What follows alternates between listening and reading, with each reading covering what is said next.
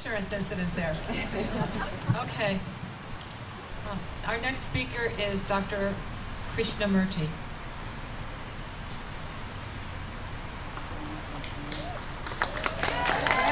So proud of you. Good evening. Thank you all for being here. My name is Ram Krishnamurti, and I'm a physician. I work at the Heinz Veterans Hospital, and I'm a professor of medicine at the Loyola University School of Medicine. While I don't speak for either of those institutions, I am a representative of an organization called Doctors for America. We're a non-profit volunteer organization of almost 15,000 physicians of all different specialties who believe that we need health care reform now. While many of you and many of the rest of us in America come from many different backgrounds, political backgrounds, ethnic backgrounds, different income levels, and us in medicine come from different specialties, you might ask the question, well, why do we believe that we cannot afford to wait? And the answer is that we in medicine see the crisis every single day. I was speaking with another physician who's here before about picking stories to tell, and we could literally tell hundreds of stories, even in my short career. When I was a resident training in medicine, my primary care clinic was in Maywood, Illinois, which is a predominantly minority community just west of Chicago. And my primary care clinic was a Cook County Access to Care clinic, a great program that provides primary care to uninsured people on a sliding scale basis. And there, many of my patients were Spanish-speaking patients, minority patients, who were not looking for a government handout. They were hard-working people, and they were actually taking personal responsibility by seeking primary care to manage their chronic medical problems. I had a patient named Mrs. I who had diabetes, was overweight, had hypertension, took her medications faithfully, was starting to lose weight, was doing great on a great insulin regimen.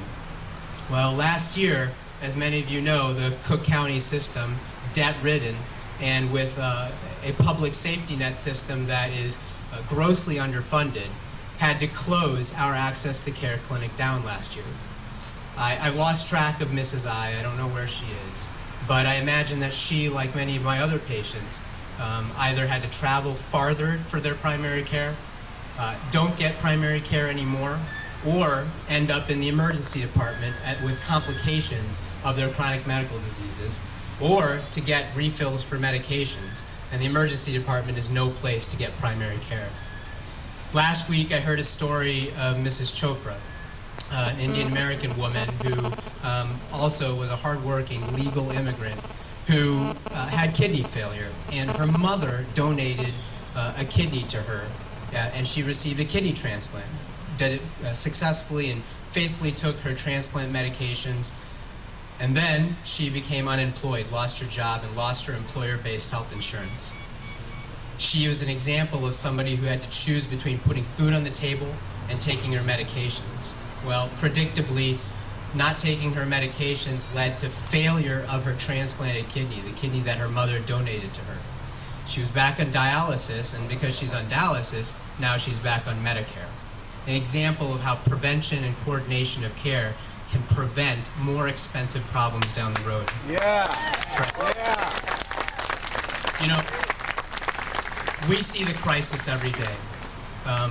Opponents of healthcare reform think that healthcare for everybody is going to cost too much. Well, with the example of Mrs. Chopra and many others, we know that it already costs way too much for private hospitals to provide care for the uninsured and underinsured, and those costs get shifted to people who do have insurance.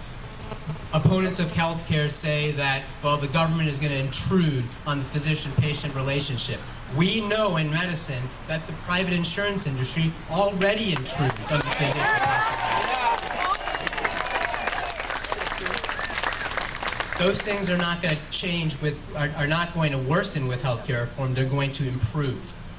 As a teacher of medical students and residents, I so appreciate the fact that Ben told his story. I see medical students who want to enter primary care, who want to have that relationship with patients and spend time talking and learning about their patients, but only get the 8.5 to 15 minutes to talk to them and provide substandard care. As their medical school wears on, or as their residency training wears on, they realize that they have hundreds of $1,000s of medical school debt. The reimbursements for primary care and for coordinating care and prevention are not there, and they make decisions on entering specialties based on financial incentives. We see the crisis every day, and I'm not alone. My specialist friends, such as my kidney specialists, see patients on end-stage renal disease, on dialysis every day, whose hypertension and diabetes could have been controlled, and their end-stage kidney disease could have been prevented. My oncology friends see cancers every day, breast cancer, colon cancer, and lung cancer that could have been prevented by early screening in a primary care clinic, or by smoking cessation that many people don't get funding for to do.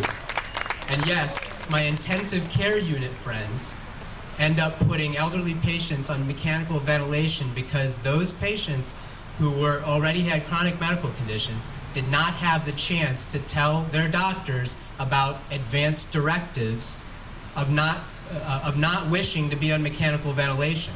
And what are we to do but to try to save their lives? Healthcare reform wants to prevent costs from getting out of control. And yes, it's a moral issue because healthcare is a right. We see the crisis every day.